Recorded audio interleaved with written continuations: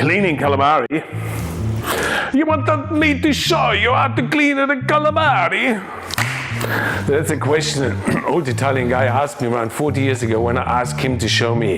A calamari are sort of slimy, aren't they? They're alien looking, but they're super delicious creatures. And I will show you how to clean and butcher them, just like that old Italian guy did show me so many years ago down in Genoa.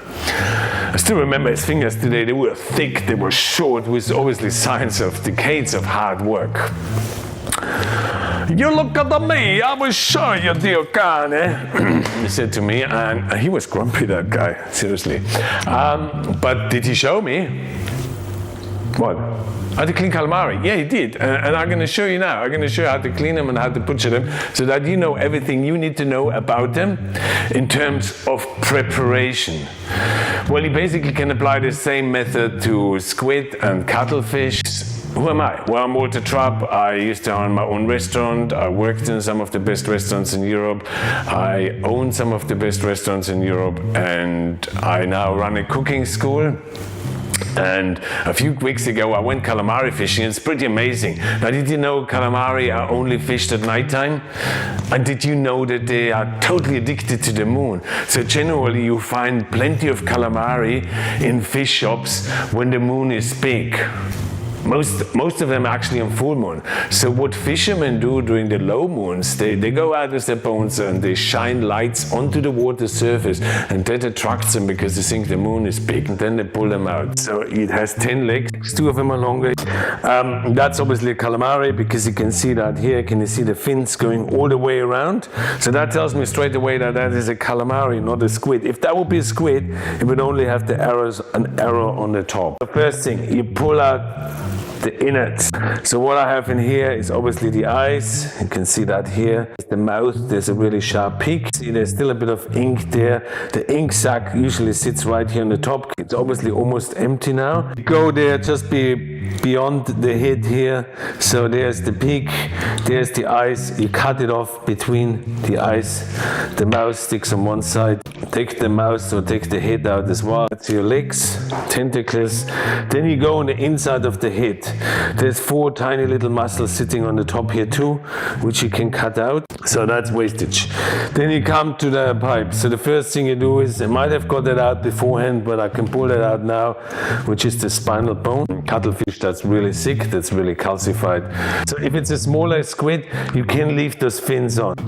There's a bit of cartilage between that. So smaller squids or calamari or cuttlefish, that's underdeveloped.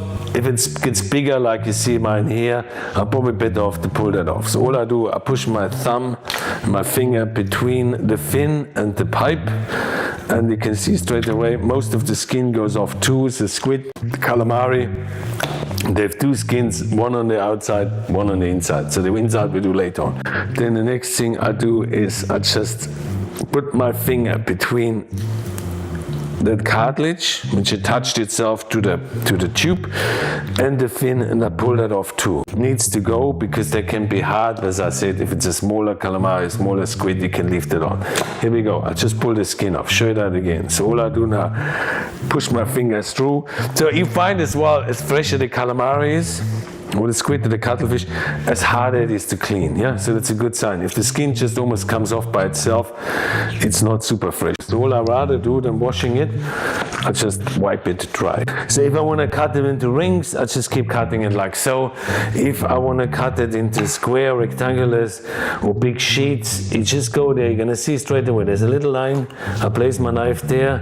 I cut it open, and then there's a second skin on the inside of the calamari, and you need to get rid of that too. You can do that with the back of your knife. Don't do it with the blade. Can you see it comes off really nicely and easy? Just clean it, dry it. I score it on the inside, it will stay more flat. I score it on the outside, it will curl up. So do I want to deep fry it? For example, I want to have that really nicely curling up. I score it on the outside. If I want to put it on my barbecue and I want to pan fry it and the sheet should stay fairly straight, I score it on the inside. So I'm trying to basically just make sort of tiny little cuts into the calamari. And through that I score it, and when I deep fry it, it's obviously the flour and the butter or whatever you're gonna do, gonna hold on much better. Done. So I can then just cut it into pieces like so. Here, calamari tube. The side fins, you can score them as well if you want to. Same way. Don't chop your fingers, yeah? Because there's loads of calamari in the world, yeah? But you only have 5, 10 fingers, isn't it? That's all you have. So don't chop your fingers. You just can cut it into pieces. The tentacles, as I said to you, the pieces from the head are here. The tentacles, I cut the long tentacles short. Put them in there too, and then I go on the top of the head, just open it up, and then I break it down into whatever I wanted. 2 tentacles, 1 tentacle. There is your calamari, cleaned up. There's your wastage. So you're still looking at approximately what, 20%, 25% of wastage. So they're not cheap, those things. Oh, and check out my other videos, especially the one about deep fried whitebait. I will teach you the way how to deep fry calamari too. I hope that helped you. Good luck with it. I still can't get the Italian guy out of my head. You want to buy the calamari now? Oh, you want me to show you, but no buy, you bastardo. But I still remember, I never saw that guy again. Did I buy the calamari? Of course not. Maybe I should have, anyway.